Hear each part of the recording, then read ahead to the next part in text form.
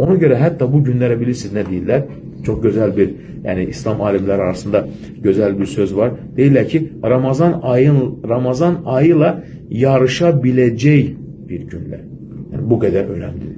Bu günler için deyirlər ki Ramazan ayıyla bakın yarışabileceği, Ramazana beraber bir günler. O kadar önemlidir. Ramazana nece beraber? Yani savab cəhətdən. Ramazanın, bakın, Zilhicce'nin ilk 10 günü Ramazanın 10 gündən üstündür. Sadece Ramazanın son 10 gecesinden üstün olabilmez. Çünkü orada Qədir gecesi var. Çünkü orada Qədir gecesi var. Qalan her şeyden nedir? Üstündür. Bu kadar önemlidir. Elbette ki bu kadar önemli günler önümüzde. Çoxlu dua etmeli ki Allah Teala bizi yetiştirsin. Bakın ne deyir? Yani Zilhicce ayı hakkında her şey, yani oruç, dua, zikir, ibadet, bütün ibadetleri artırmalısan, yani Ramazanla değil yarışacak bir günler değiller. Bakın. Ramazanla yarışacak 10 günler.